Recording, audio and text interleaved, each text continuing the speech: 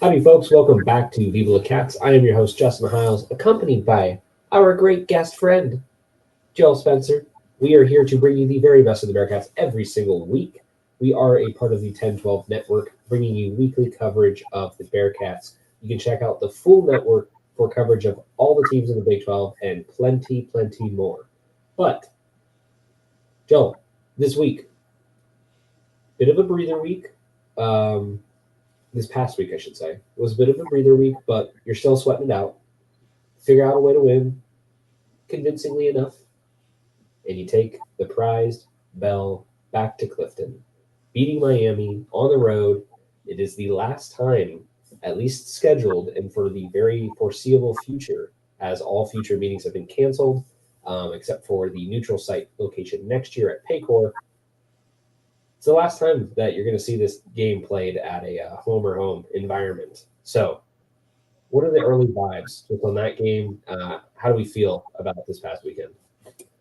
Well, how wrong was I thinking that Miami fans and students would show up and be aggressive with that game? Those stands were empty, and I guess I'm the fool for thinking that they'd be anything but it feels good. Winning fixes everything. Of course, last week we had a lot of doubts coming out of the Pittsburgh loss, which, of course, was absolutely devastating still. And that was our non-negotiable. You have to beat Miami. If not, you had no idea where the fan base would be.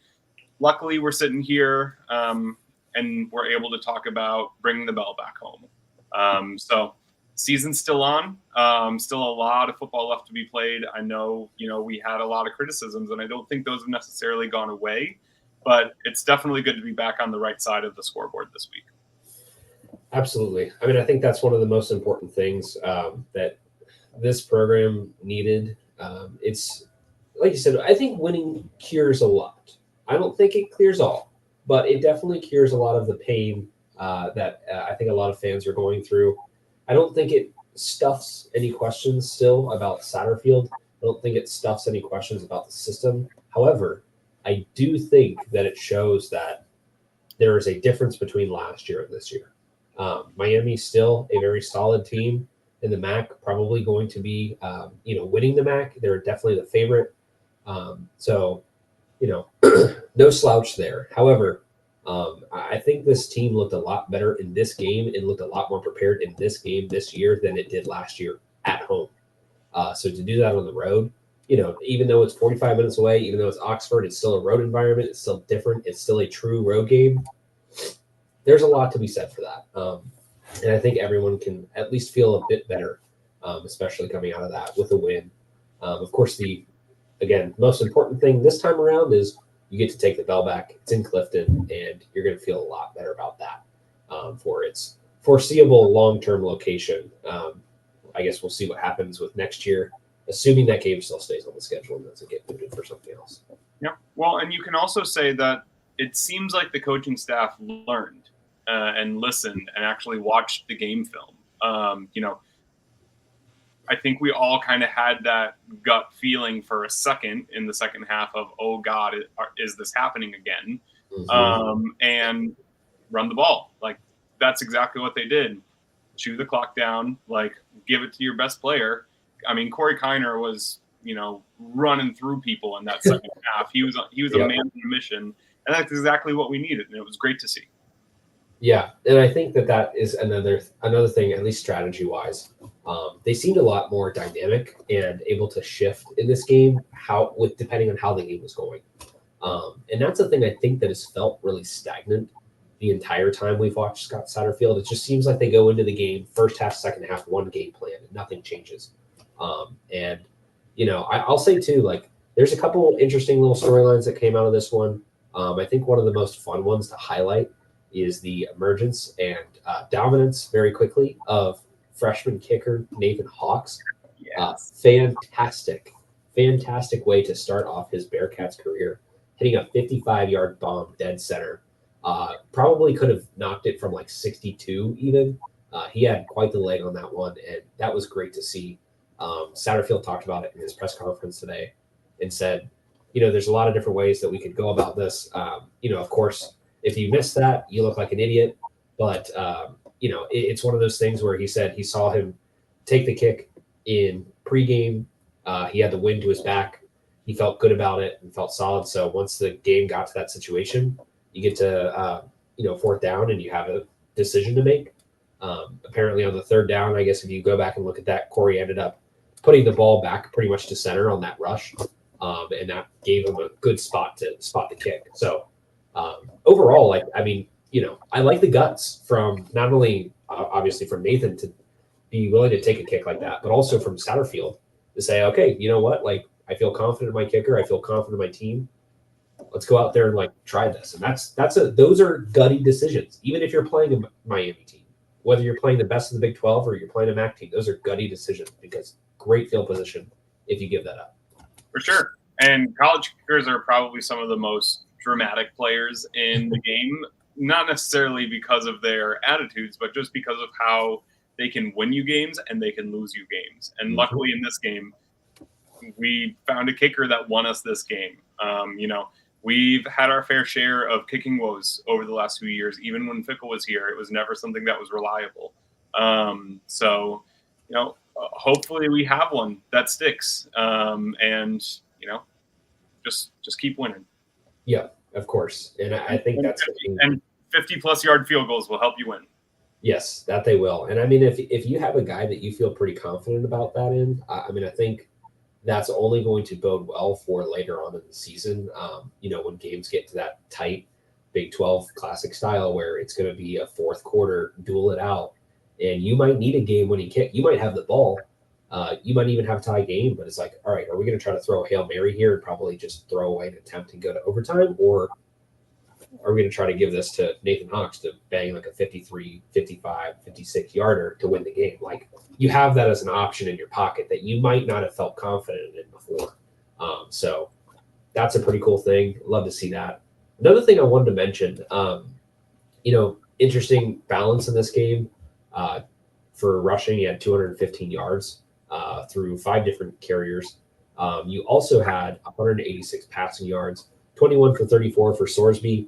Overall, just kind of a dinky game with passing. I don't think he definitely looked, solid enough throughout it. I think there was a few of those, unfortunately, which ended up just being called back because of, whatever stupid reason.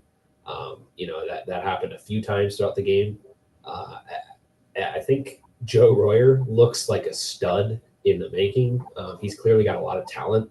Unfortunately, he had 2 touchdowns in that game that got called back that probably could have cracked this game open to a 20-point plus gap.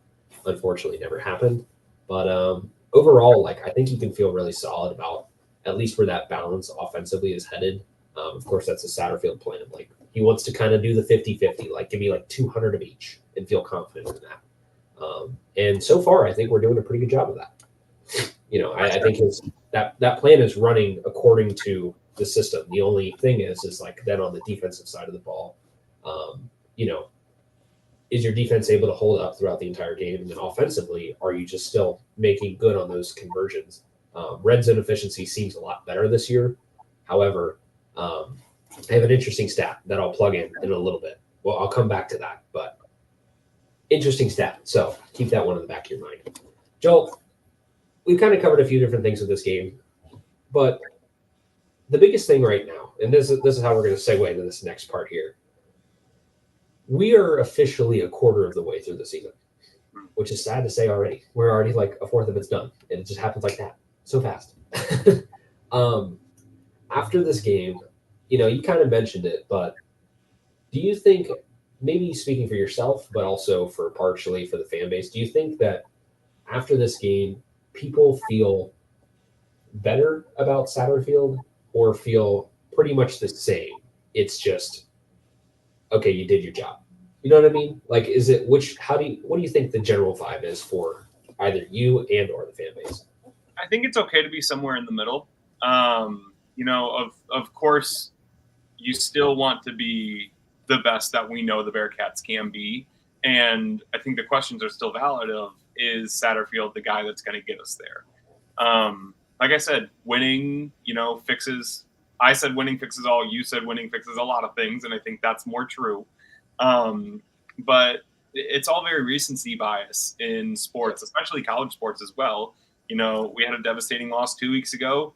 This week we just won, and you know the fan base is in a much happier mood. So Right. it's always going to be that nature of quick knee-jerk reactions. Like, what does your gut tell you?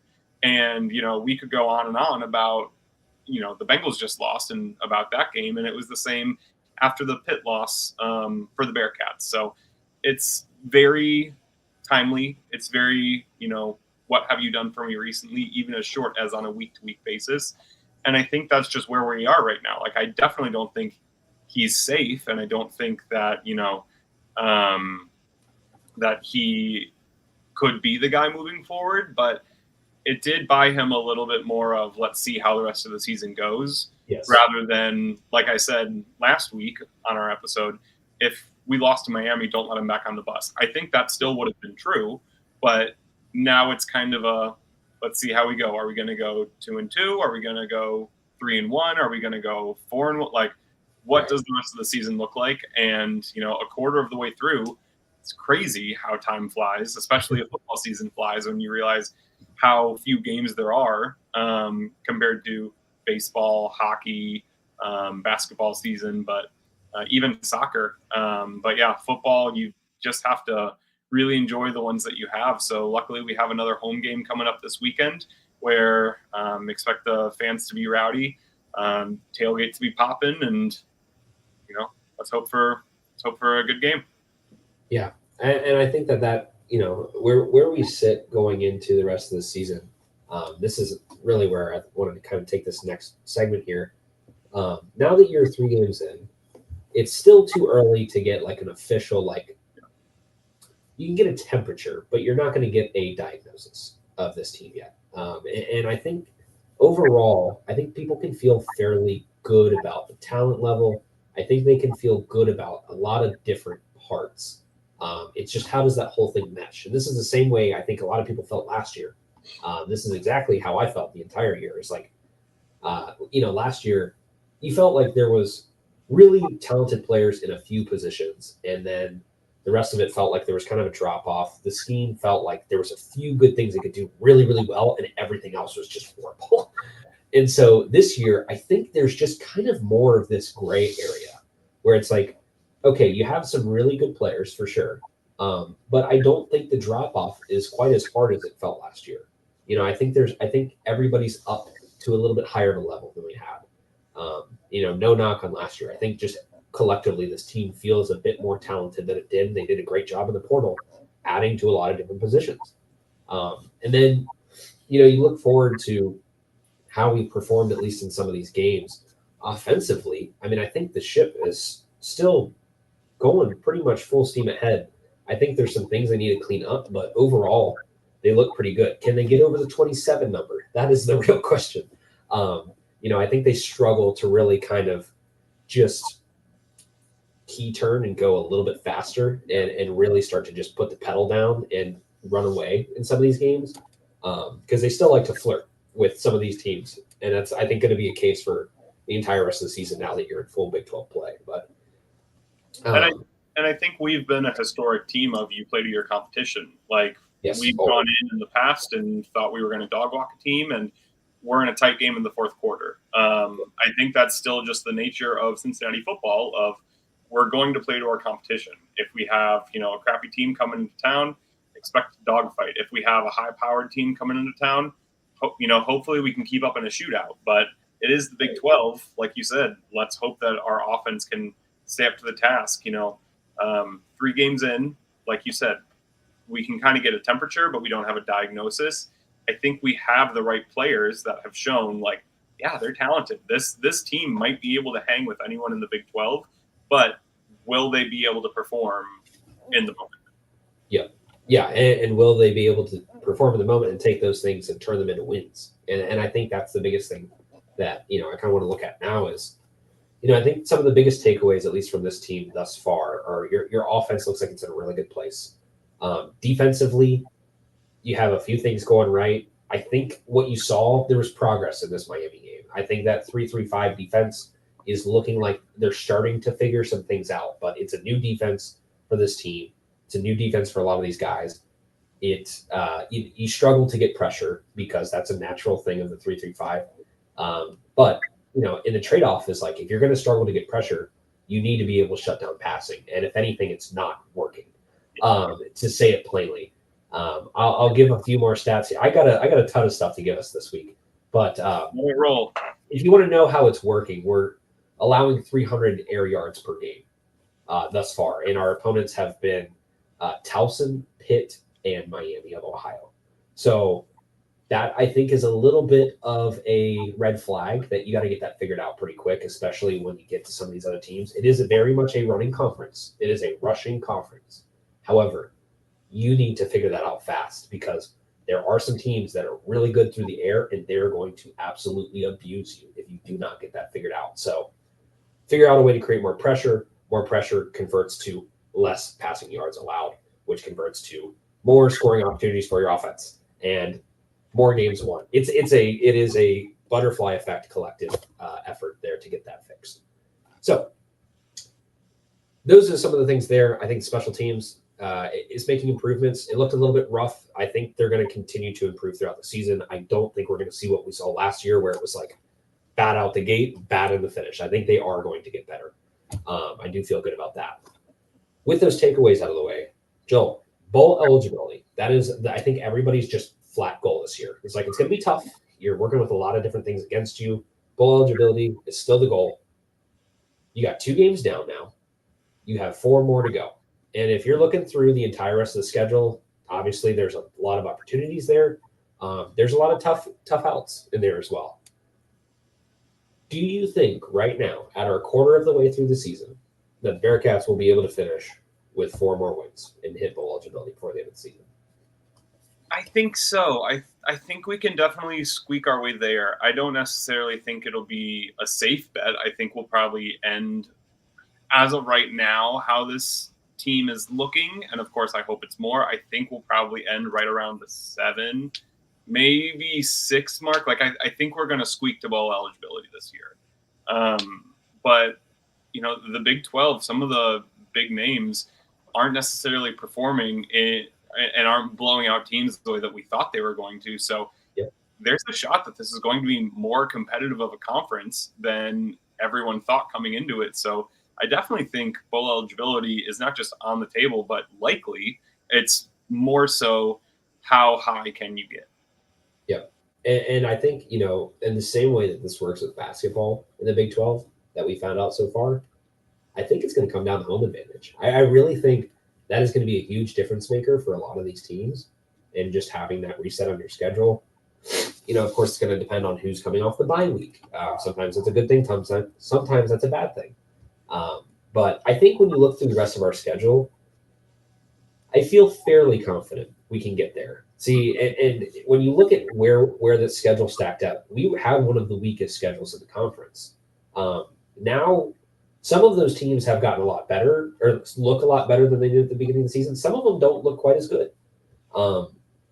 TCU, I think, still looks pretty strong. I think of the games that you might have targeted from this point on as the games that you are going to be winning or 50-50. You got Houston on the road at Tech, Arizona State, Colorado, Iowa State, and TCU are probably the ones that you're looking to try to stay in, and the other ones you're probably going to give up. UCF, I don't know if you're going to get it this year. West Virginia, Kansas State, I don't know if you're going to get those games this year. However, some of those other ones, Tech, you don't even know what you're getting. That's crazy. You have no idea. Arizona State looks a lot better than people expected. And they might actually be a lot more competent. They could be a middle of the pack team. So I'd be really interested to see that there. And then you go all the way down to Iowa State, Colorado, TCU. I think they're all kind of all over the place. And I don't think that any one of them looks unbeatable. And I don't think that any of them neither necessarily look like that's a win. Check that off on the schedule. Nobody looks like that this year. And I don't know if we're ever going to feel that way until we really start to put some wins together. But, I think it's possible. But 4 over the next 9 feels still even a little dicey. I think you're going to be in a lot of these games in a way that you weren't last year. I don't think you're going to have so many teams that are blowing you out by 20 or 30 like they were last year. However, a lot of these games are going to come down to the wire, and that's where it's going to depend on your special teams, your defense, and your offense. And that's going to be the vibe check. Is your team able to convert in those high pressure moments, just like we saw with the basketball season this past year? Are you one or two plays away from making those games wins instead of losses? And what do you have to do with there? So I think it's possible. There's going to be a lot of dogfights. It's going to be tough. It's going to be tough. There's going to be a lot of cardiac cats. Yes, but for sure. It's something that our fan base is used to over the years. Basketball, football, like hell, even baseball, has brought back the cardiac cats. But yeah, I mean, I think bowl eligibility is definitely on the table. It's more so how competitive can you be in the conference? Can you hit that 8-win mark? Can you secure a winning season before the very last week or two of the regular season? Right. Yeah, and I think everybody's goal is to hit bowl eligibility, but if you can avoid having to go into Iowa State and Kansas State back-to-back weeks looking for a win that's going to get you bowl eligibility, that would be the most comfortable position you could possibly be in, because those two places in November are not going to be fun. Let's just put it that way. Yeah. I got two more things here before we move on to Houston. Here's a little stat read that I want to give you. And this is an interesting thing I found that I don't know what to do with. So you tell me what to do with it, Joel. How to feel about it. The Bearcats, as it sits, are combined the third best offense right now in the Big 12.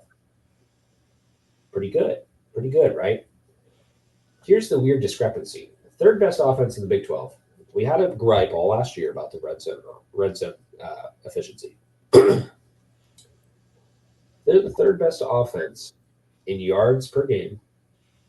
They are 10th in scoring with points per game. You go from the third most yards per game to the 10th most or 10th least, however you want to put that, in scoring. If you look at the rest of that chart, yards per game in order, let's just take the top 5. Top 10, Kevin and runs it is really fast. UCF, Tech, Bearcats, TCU, OK State, BYU, Arizona, Utah, Arizona State, Kansas State. Okay, so we're going to run through those. Now, points per game. Notice if something sounds weird here. UCF, Texas Tech, OK State, TCU, Utah, Arizona State, Kansas State, West Virginia, BYU, Bearcats. It's like there's some kind of disconnect there where you're putting a lot of stuff on the ground and your scheme is working, but why is that not necessarily converting to points? Now, I don't know what I'm missing here. Maybe I'm looking into it too much, but it's something that I still think is really interesting if you are having so many yards on the ground. Of course, you had like a really high skew game in the first week against Towson. I think they had like 600 yards or something like that.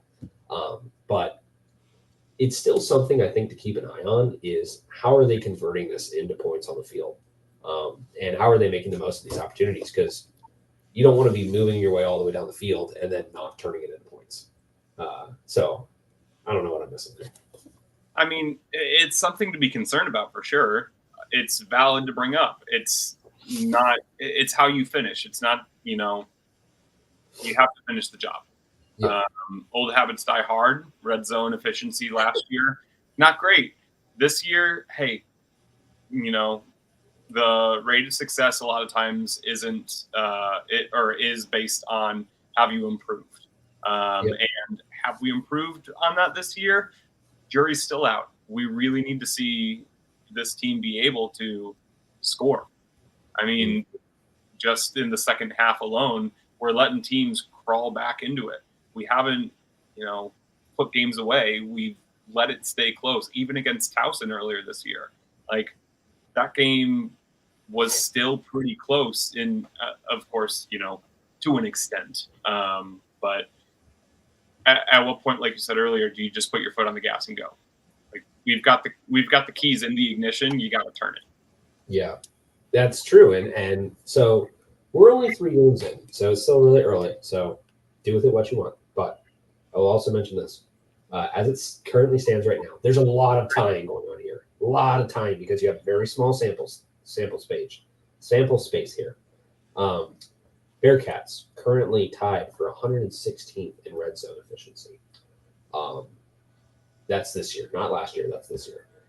So again, still very early, small sample size, but that's where they sit. So Well, let's watch that one. Let's watch that one throughout the season. It should get better. It should get better. It's still very early, but keep that on the radar. All right, Joel. We've talked a bunch of other stuff. Let's get into it. This is what everybody's here for this week. Oh, yeah, I forgot. That's the one that got skipped in the rundown. All right, Houston preview. What happened the last time that Houston came to Nippert, Joel? I forget.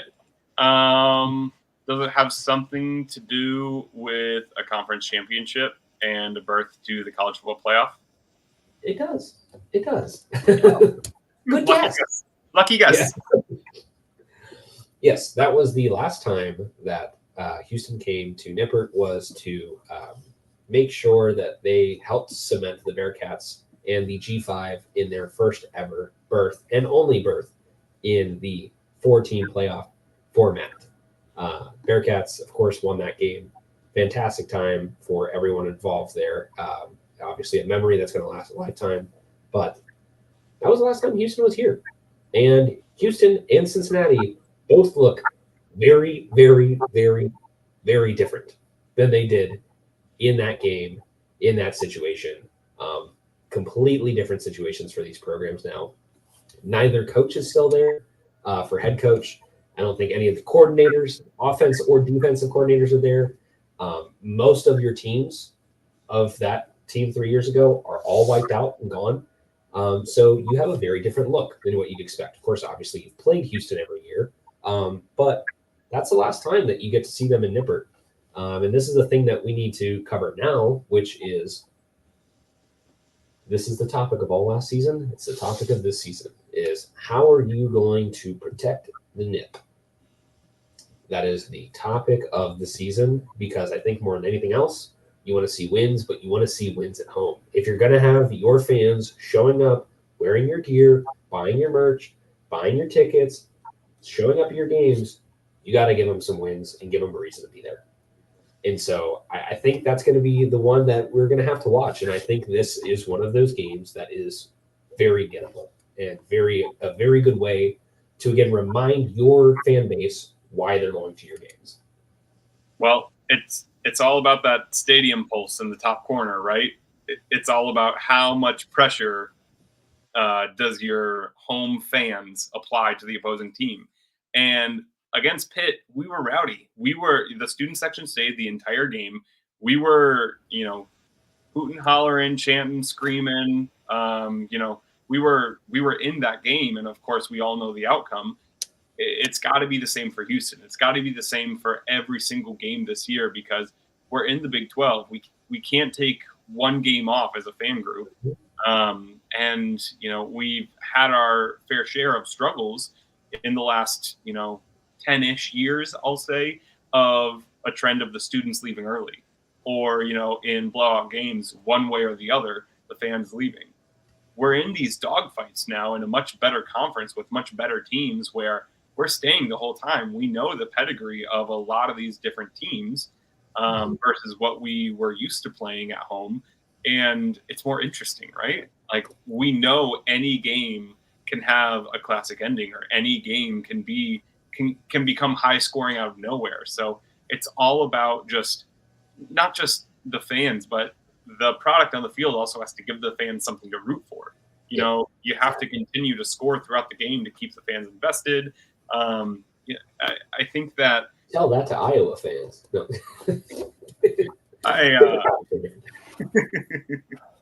I think that the NIP is such a historic venue.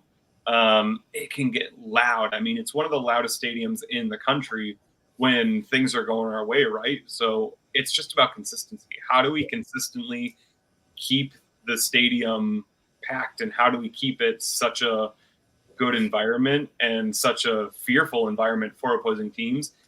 And it all starts with the product on the field. Yeah, absolutely. And you mentioned like trying to make that an intimidating environment. It was for such a long time. You went, I believe It it was was like it was 5 one of the longest straight. home win streaks Yeah, in the country. like top 2 or 3. I think only maybe Alabama or Georgia was able to rival that. Well, and we forgot to mention this last week when we were all down in our feelings, but Satterfield has yet to beat an FBS opponent in Yep. Nippert. Yep, the last time he did that was November 11th, or last time the Bearcats did that, we should say, was November 11th of 2022 against ECU. Yep. That is a long time ago and a whole other conference ago.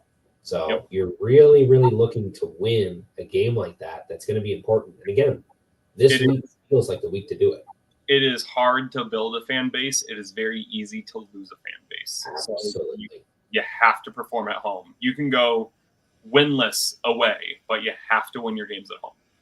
You cannot discount that fact at all. I mean, it is very important. And like I said, I mean, I think that's why you lost a lot of the fan base, towards the end of the year. I mean, you lose the Miami game and it kind of wrecks your whole season, of course. You're looking for some other wins to just kind of feel better about it. But when all of your fans show up all year and you got a big old win week 1 against against EKU week 1, and then the entire rest of the season was just a downhill slope, and all your fans kept showing up and having no joy when they leave the stadium. If anything, they feel worse when they leave than when they went in every single week. You're going to lose a lot of people. And so, again, this week, it's going to be really important to try to get that win. Of course, like I said, I think this is a good time. Got to start off 3-1. I think you're going to get a lot of people feeling really good. Houston, of course, is not a great team, but they're still a Big 12 team. They're still a team that's going to compete in this conference in some capacity. And I think they're probably going to take a few people by surprise. However, I don't think they're going to be, they're not going to be making any runs. But I think Houston's a good enough team that it's a win that your fan base is going to feel good about if you get it done. And if you lose, you're going to go right back to square one. And I unfortunately, it's still that situation. I think if you win this one and then you go into the game afterwards and you're trying to catch the vibe, you got a little room to work with. I think this one is still like, all right, we're going to go right back to the foundation if you don't win this one. But it's the Willie Fritz era. It's a new time for Houston, obviously new time for Cincinnati, whole different teams. Quick numbers recap. How do the Cougars match up with the Bearcats? So thus far this season, like I said earlier, mentioned Bearcats 502 yards per game. That makes them third in the Big 12 for total offense. They were fifth in rushing and passing yards per game, which makes you feel pretty good, pretty balanced offense as you would expect. And here's another interesting one for offense as far as Houston goes. Dead last in points per game. Their schedule, not the most convincing schedule yet so far this year. They played UNLV. Then, of course, they had Oklahoma, which is a tough game on the road. They did keep it close. And what I think a lot of people are probably not expecting that to end up being. And then they beat Rice 33-7. And Rice is just not a good team. But we just know that. So, they got dogged by UNLV week 1. Oklahoma, they keep it close on the road. I think that's a really good game for them. It looks solid. Rice, there's not a whole lot to take away from that. Of course, it's a regional rivalry in the same way that we play Miami, but not a ton that you get to take away from that game. With all that said, still dead last in points per game. Not really making a lot happen there offensively. However, defensively, how they stack up. Houston, 238 yards per game allowed, which makes them third best in the Big 12 as far as defense goes. And that's against an Oklahoma team and a UNLV team that is on the up, which actually looks pretty good. A UNLV win would look pretty good for a few teams thus far this season. Bearcats defense. Should we talk about it? I already kind of mentioned it. 14th in the Big 12. You are allowing 438 yards per game.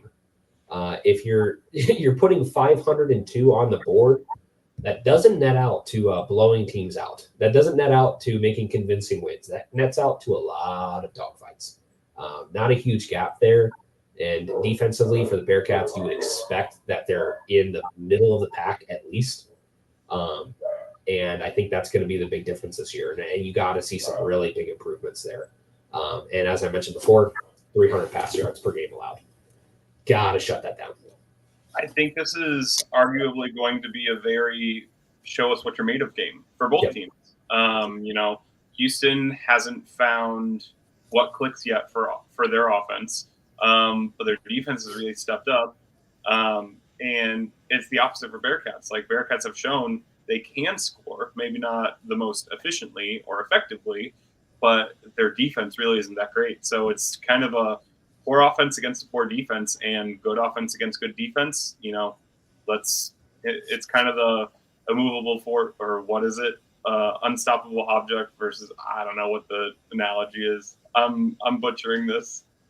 What is it? Yeah, I'm going to be confused now too. We know what you're saying, Joel. We know what you're saying. The unstoppable force meets an immovable object. Yeah, there you go. Cut that. But anyways, me blabbering on aside, I do think that there's truth to it's going to be a tell-all game. It's time for both teams to kind of prove it. And I think this will be a clue as to how each team's trajectory will go the rest of the season. Yeah, absolutely. And, we mentioned it before. You got the temperature read. This one, the doctor's coming in the room. You're going to figure it out. You're going to get some kind of information out of this game. And again, this is really, what I think the rest of the Big 12 is going to probably see as the battle of mid. It's two teams that are fighting to not be at the bottom this year. Two teams that are looking to make some really massive improvements off of their past season and show out a little bit. And so whoever wins this one is definitely going to be taking a little bit of the heat off of them. Of course, in this situation, Houston, obviously, new coach, new system, everything's happening this season. And for Satterfield, you're in year 2, so you got to make some things happen. I think there's probably more pressure on Cincinnati at home with this situation given than there is for Houston. But like you said, you're going to figure out a lot for this game, and it's going to be a little bit of a telltale sign, I think, for what you're going to see to come. So hopefully Bearcats can get that one figured out. We'll see what happens. But before we get to that, we got a quick little ad break. So we're going to plug our friends Charlie Hustle. These guys have been sponsoring us throughout all of last season and into this season. They have some fantastic gear, great for game days. We got 2 of them to show you for this week because we're getting into it's not quite cold yet, but we're getting into a little bit of spooky weather. A little bit. Just a tad. You go out in the evening and it's cool, crisp air, but it's not during the day. We're getting there. But you know what these would be perfect for? That cool, crisp air that's going to be rolling in about 2 to 3 weeks. False fall has already happened. We've accepted it, and we're just waiting for the real thing to kick into gear. So with that said, Charlie Hustle's got 2 great shirts for the Bearcats collection that would be perfect for you. They've got a very, very comfortable hoodie with the C-Paw. Very straightforward, very simple, easy to wear for a lot of stuff. And then, of course, the baseball tees, perfect flex item for this time of year. If it's a warm, sunny day or if it's a cool, crisp day, perfect flex item for that day. So those are 2 great options. I think they work out great for you. If you don't have any gear, you can get some now. And guess what? We got a 1012 promo code for you, which is 101215. Use that for 15% off of all non-sale items on Charlie Hustle's site. That is good for any merch. That does not just go for the Big 12. That goes for any of the collegiate gear, anything across their site that you might like. Maybe you need to pick something up. We're getting still early, but for those early prepping Christmas shoppers, keep it on the radar. You might find something good in there. So again, that promo code is 101215 for 15% off of all non-sale items. Good through the season. Joel. Oh, lots of words there. It's time. It's time. Give me that money.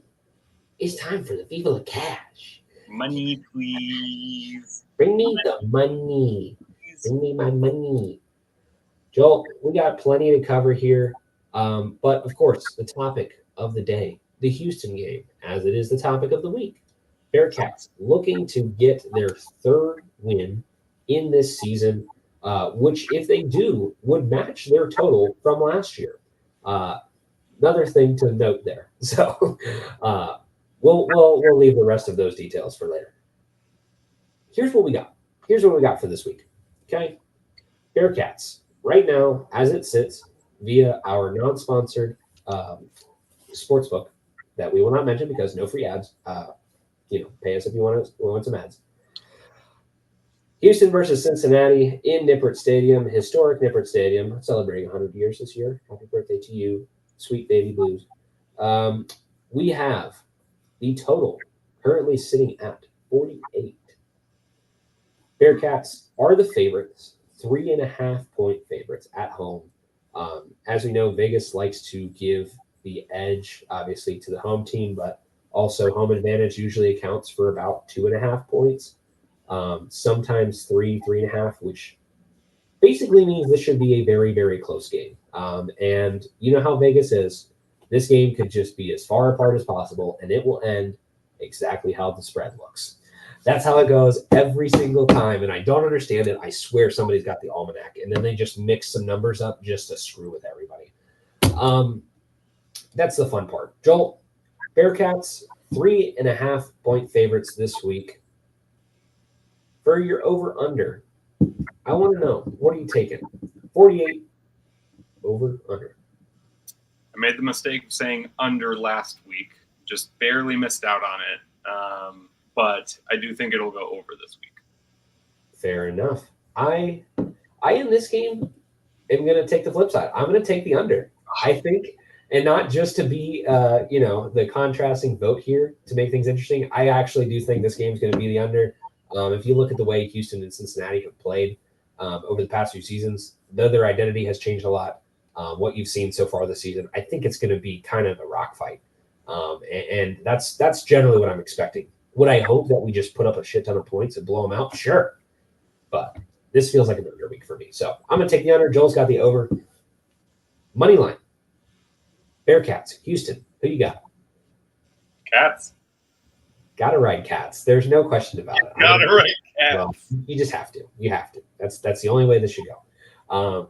And if there's ever a week that we don't pick the Cats, then you know we're getting into the real thick of the season. 3.5-point spread. Now, this is some room for debate, no matter how you feel about the Bearcats or not. 3.5-point spread. Bearcats favored. Do they cover? Yes. Bearcats winning by 4 or more for Joel. I'm going to say yes as well. I think this is a game, like you said, this is a put up or shut up game, show what you're made of game. Last week, you beat Miami on the road. You're probably feeling a little bit better about yourselves. I think this week you're going to have to show out, and I'm hoping that they score some points, but not too many to hit the over because I'm taking them. All right. I'll always be the hopeless optimist, the hopeless romantic about the Bearcats. It's hard not to root for them. At some point, you gotta pick with your brain, not your heart. But this early in the season, based on taking care of business at Miami, I think we could have some momentum going our way to where we show out. Yeah, fair enough. Let's see what happens. Do you have a score prediction? Score prediction. Thank you. God, I forget this every week. And you know why I forget this is because I don't put it in on here. Score prediction for this game. You got 48. That means it could, if you're pushing, this could be a 24-24 game. Obviously, there's got to be a winner. We don't do ties in sports. That's stupid. That's America. No ties. That's for soccer.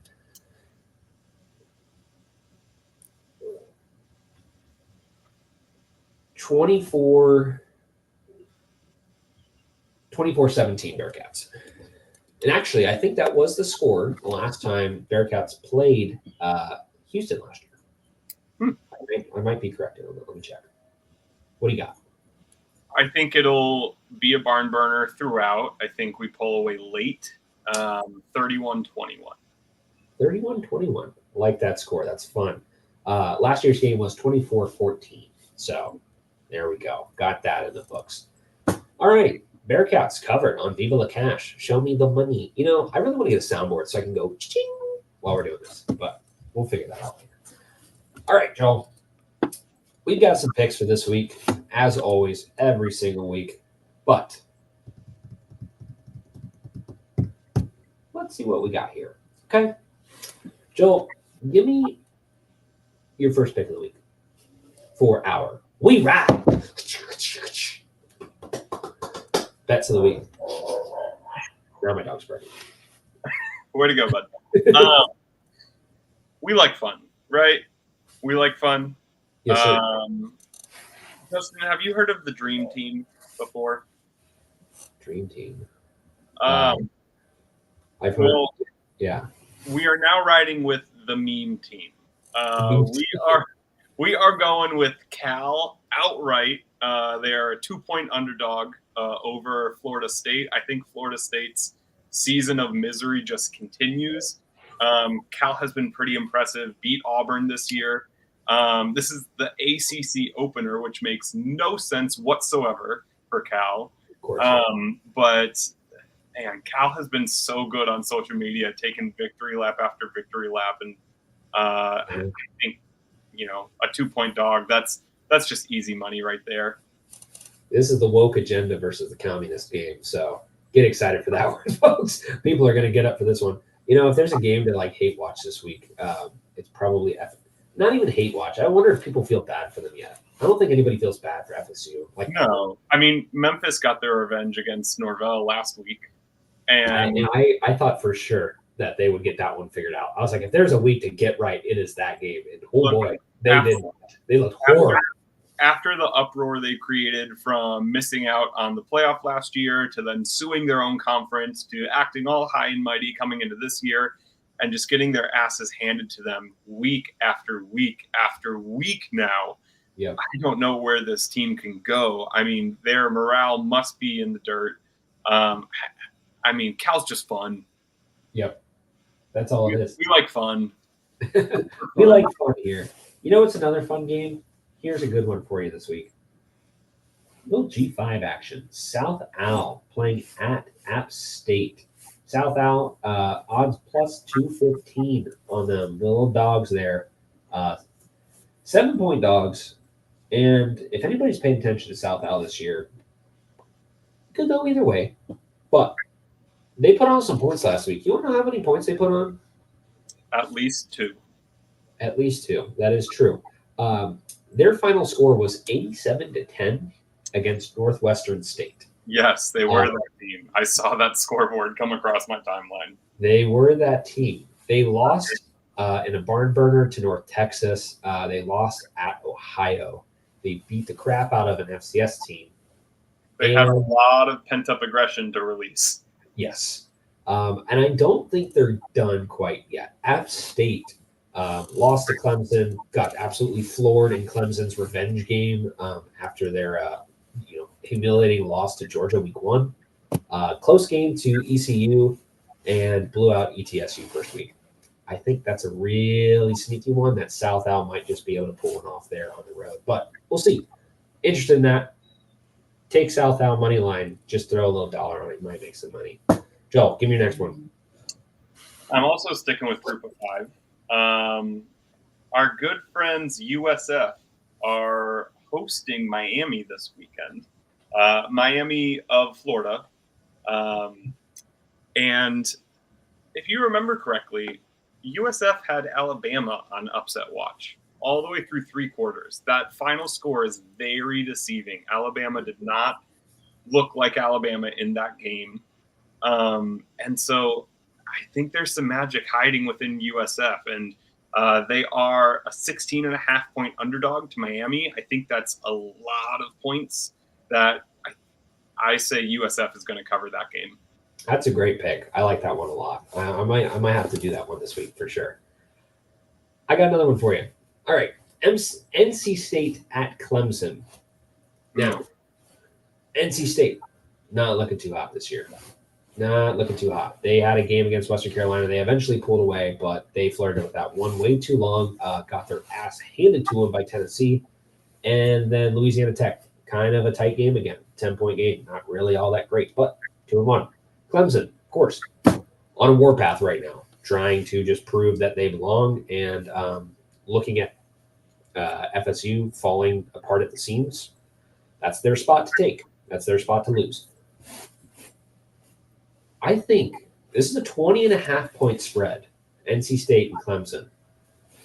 Depending on how you feel about that spread, you could take NC State to cover. However, I think this would be a great game to just take the over because if NC State is actually scoring some points, you know Clemson's going to do it anyways. Yep. And so if Clemson scores 30 or 40, which they probably will, I think NC State's going to at least be able to put up some points in this game. And a 46.5 over under feels very safe to just take the over there. So that's going to be my my little pick there. Joel, you got one more for us? I do have one more. I said earlier, we like fun. We are in the Big 12. Big 12 is accustomed to shootouts. Mm-hmm. What better shootout on the schedule this weekend other than Utah and OK State? Yeah, this is going to be a fun game. I hope it's going to be a fun game. OK State was in the shootout with Arkansas. That game went to overtime, and Utah just put the hurt on Utah State. I think both teams are coming into this game hot. OK State, the Arkansas game was 2 weeks ago. I think was it Tulsa that they just put the beat down on.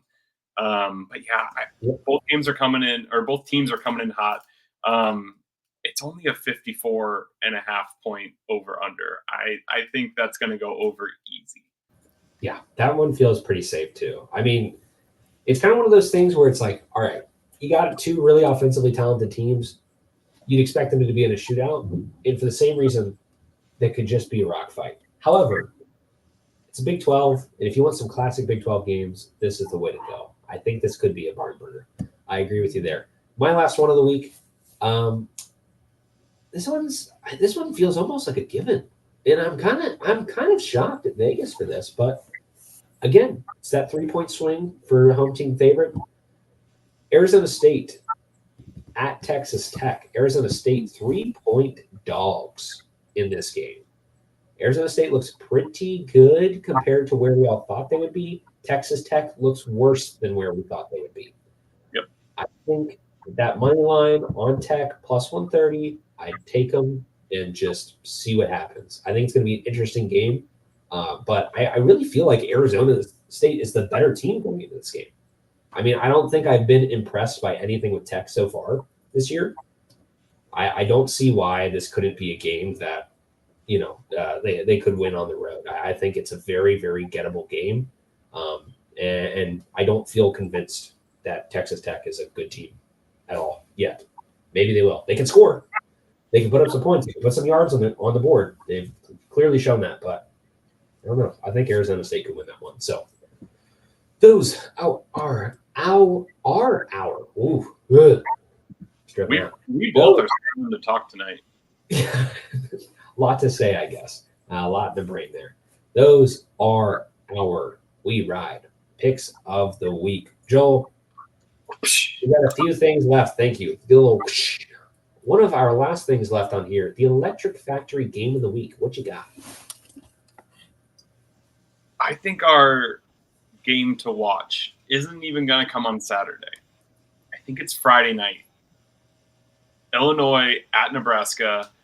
Is Nebraska back, Justin? Is Nebraska football back into the national spotlight? I mean, gosh, if you got Patrick Mahomes on your team, you might as well be. I don't even want to talk about that because that ruins the fun out of watching Nebraska games. But Illinois, great uniforms, great script Illini on the helmets last week. Two Big Ten teams, both ranked in the top 25. I think it'll just be, a really, really good game to watch. And Friday Night Lights, in theory, is the only big game that'll be on. So it'll have the country watching. Yeah, absolutely. Sucks for all the high school teams that somebody's gonna have to make a business decision there. Do you want to watch Nebraska and Illinois, or do you want to watch your kid play tonight? No, we all know how that's one. Joe, my game of the week. This one feels like a given. It's just going to be fun. It's going to be really interesting. You got USC and Michigan. It is the kickoff game for the Pac-12 not cast-outs, nose uppities against the Big 10 nose uppities. Those who think they are better than everybody else get to play those who think they're better than everybody else. Michigan has been they're figuring out what they are after a national championship year and without Jim Harbaugh, and a lot of things are happening there. Lincoln Riley, USC, top 25 matchup, a lot of magic happening in Ann Arbor. I think it's going to be an interesting game. It's going to be one of those ones where you're going to figure out what the vibe is on Michigan for the rest of the year, and if USC is going to cover that spread, because I think they probably will.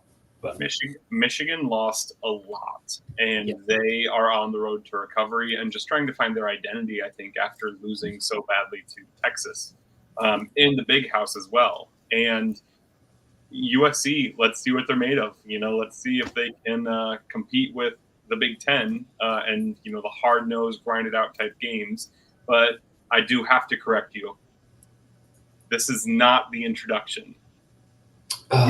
UCLA got their butts kicked by Indiana. Yeah, I forgot about that. You're right.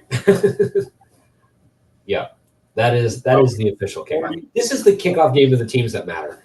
42-13, just spanking. Oh, and Indiana pulled a Bearcats in South Bend too. Like, their fans showed up. I mean, there's not a lot of UCLA fans anymore, but they definitely packed out the Rose Bowl there. So kudos to you, Indiana fans, even though we all don't like you, but that's a different story. Joe. University of Cincinnati, Los Angeles campus. Keep that in mind. Back-to-back seasons of wins in football and basketball. Home and away. Owned forever. Owned forever. We will take our rights to the Rose Bowl.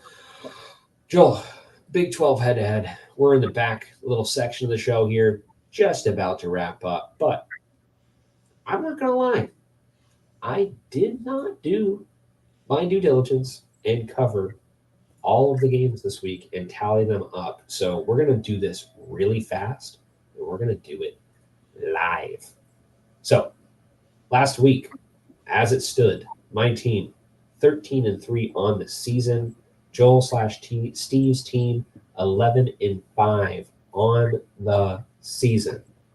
Now, we're in week 4. So for our recap.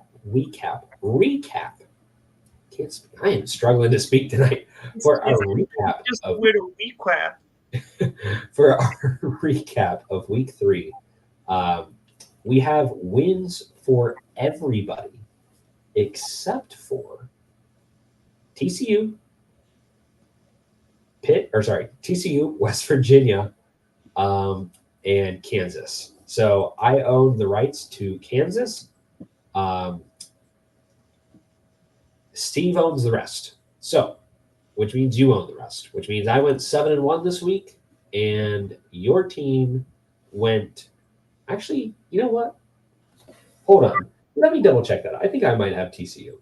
I am scrambling here. Just give me a second. Joel, say a bunch of words. Words? Dictionary, thesaurus, encyclopedia. Joe, you guys own all the rest of the losers. So I have 1 loss this past week. You have 2, which makes your team 6-2 this past week. Mine 7-1, which increases my lead to 20-4 on the season versus your team. Quick maths, 17-7. Tough. I think it's tough. It's tough, but it's also still not that far apart. It is not that far apart. The lead has grown. However, it's not over till it's over. That is true. It is not over until it's over. I'm going to fight with this team that I did not pick. He is, and he's going to do everything in his power to just keep on hoping, because with this, there's nothing you can do other than hope. Just like for all of you who drafted any of the injured players in your fantasy teams, we feel bad for you. RIP everyone. I think pretty much everybody's got at least there's somebody in my league who literally has 3 guys who are like at least out for like 6+ weeks, if not the season. So tough. But as goes with fantasy every single year. Joe, we have our last part of our Big 12 head-to-head, the favorite part of the Big 12 head-to-head. We have the Week 3 Big 12 recap. We got some awards to give out. Let's start it off with our Charlie Hustler of the Week, Oklahoma State, Alan Bowman. Alan Bowman put up some yards, did throw a pick, but put up 396 yards. That is your Charlie Hustler of the Week. Had a 98 QBR in that game. Pretty solid. I don't know. Oklahoma State could be a pretty good team this year. They beat the crap out of Tulsa, which is a team that they would expect to beat the crap out of, but regional rivalry, getting it done and looking pretty good doing it. I think they're going to be one of the teams to beat, and it's going to be interesting to see how they play against Utah, another team to beat this year. Joel, what's up next on the docket? We have our Aspirinaholic of the Week. That game, of course, was TCU and UCF coming down to the wire. Listen, I got to give credit where credit is due. UCF parodying the Horned Frogs, with spam videos. It was pretty good content. You know, if there's one thing UCF is really good at, it's at making you regret winning. Anything that you use as a thing to win, they then turn around on you when they win. And it's stupid, but it's part of their philosophy. So yeah, I mean, it's almost like they have some sort of like imposter syndrome where they don't have anything original and have to just take everything else and rely off the success of others. Yes, it's almost as if that is the case. UCF winning 35-34 in a tight game that came down to a game-winning kick. TCU had the leg from like 56 or something like that, but just didn't have the accuracy, just a little bit off. But very interesting game down there in Fort Worth. Not Dallas. It is the Fort Worth area, for those of you who are concerned. Don't call it the DFW area. They're not the same. They are not the same. Our bozo of the week. Clown music. West Virginia. Guess what? We were the bozos of the week in week 2. You get to be the bozos of the week in week 3 for also blowing a lead to Pitt in the fourth quarter. 34-24. 4:55 left in the fourth quarter. You're up 10. You find a way to lose it by 4. Incredible. Absolute cinema. If you're watching the game live, it was just, you felt it. It was the same thing that we felt in week 2. You felt the switch, and you're like, oh, they're going to get this thing, and it ain't coming back. We're out of this game. This game's done. Like, we're just watching the roller coaster crash off the rails now. Got to feel bad if you're Neil Brown and the West Virginia fans there. I mean, look, as much as we have a rivalry with Pitt, I think it's safe to say the West Virginia-Pitt rivalry is much deeper rooted in just pure hatred of the regions, and that's gotta hurt. It's gotta hurt. I'm sure it does, and that's going to be, again, a game that they looked to probably win, and they're going to be walking away with an L. They're 1-2 right now, with losses to Penn State and Pitt. So, kind of a rocky start to the climb that was hoping to feel a lot better by this point in the season already. Joel, finish us off with our most watchable game of the week in the Big 12. Well, there was football played on Thursday night for both the NFL and college football, but the college football game, specifically Arizona State and Texas State, proved to be the more exciting one. It had lots of national attention for those that were tuning out of the Bills-Dolphins game when that was not competitive. And Arizona State winning it with a field goal in the fourth quarter, tied all the way through the end of 3. I mean, that was a close game that Arizona State just squeaked by with. Yeah, and To note, this is an award, and every week we do not overlap our awards. If we were to overlap our awards, we would absolutely give this to TCU UCF, but that is for sure the Aspen Hall game of the week. You can't give that anywhere else. But Arizona State, Texas State, a game that the producers at ESPN and the powers that be probably thought was going to be an absolute dumpster fire that you can just throw away into a Thursday night slot and nobody will watch, turned out to be a very, very interesting game. So kudos to you, Arizona State and Texas State, for putting together teams that no one expected you to. That wraps up our Big 12 head-to-head. Joe, we got the last thing on the docket, and we are out of here. The Bearcats Sports Wrap-Up. As always, prepared by Steve, not prepared by myself, but we're going to run through it as we go through the composite calendar because there were some things that happened this past week. There were some good things that happened. Yes. Let's rewind all the way back to Tuesday, where the Bearcats women's team finished out 7th out of 16 in women's golf at the Power Cat Invitational in Manhattan. The Bearcats women's volleyball team won 3-1 on sets at Xavier. Gotta love winning that rivalry. Every single sport, it just feels good. Feels good. Women's soccer taking an L 1-2 at West Virginia. Unfortunate loss there. Looking to rebound after that one. Women's golf finishing out 9th out of 15 in the Cardinal Cup in Louisville. And cross country finished 6th in men's, 8th in women's at the cross country Fighting Illini Big 10 preview. So many things in here. Football, we've already ran through. Bearcats won 27-16 at Oxford. Kent State women's volleyball, they beat them. They beat them good. 3-0 zip. No competition there. Kent State really kind of on a down one at this point in the season in just about every sport that I've witnessed. As on the 15th, can't read, can't write, can't play sports. Can't do anything right. Men's golf, highlight of the week here. Finishing out on, let's see, I believe at the end of the day on Monday, so 2 days ago for those listening on first day of Wednesday, not confusing at all. Bearcats golf men's team finished 3rd out of 18 and then 2nd out of 18 overall in the Bearcat Invitational in Cincinnati. Very, very good. Love to see that. And then the women's volleyball team played against Akron today. I did not see if there was a final result from that yet. But we will look into that. We will figure that out before we kiss our goodbyes at the end of the show. So overall, got some good wins on the board for all of the Bearcat sports. And as always, if you don't go to any of those games, please do. Please show out. The women's soccer team, I believe, set the record go ahead. What you got? The Bearcats are victorious over the Zips, 3-2. There you go. 5 sets.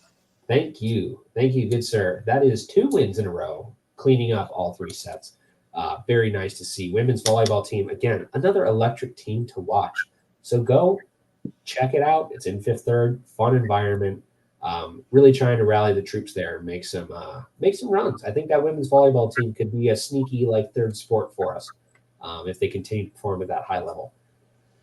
Like I said, if you don't already, make sure to go support all the other sports. It's not just about football and basketball here. It is about all the Bearcat sports. That's what we support here on VIVALACATS. I'm trying to sneeze. Woo. Oh, God. Folks, this is a flu game for flu game. Yeah. Justin. Justin for actually being sick, me for just not knowing how to talk. Yeah. We are figuring it out as we go. But that is all we've got for you this week, folks. Thank you for listening. As always, make sure to subscribe and follow and check out all of our pages between our TikTok, our Instagram, our Twitter, X, whatever you want to call it, YouTube, Spotify, Apple Pods, wherever you listen to podcasts, you can listen to us. Make sure to check that out. And give us a rating, too, because we want to get some more ratings on the show. We've got some good ones. Keep leaving them there. Leave some good reviews. We'd love to see it and appreciate your support. As always, we are part of the 1012 network, so make sure to check out the network as a whole. great information there you can find at the 1012 Network, at 1012 Network on X, retweeting all of our content from us, from all the other teams, and overall, your one-stop shop for everything Big 12 there. So great follow. Make sure you check that out. And if you aren't already, go look at the Big 12 collection for Charlie Hustle. They got some bangers there, some cool shirts, some good shopping for you in the fall season. As Christmas time is coming, you can hear the sleigh bells ringing in the third week of September.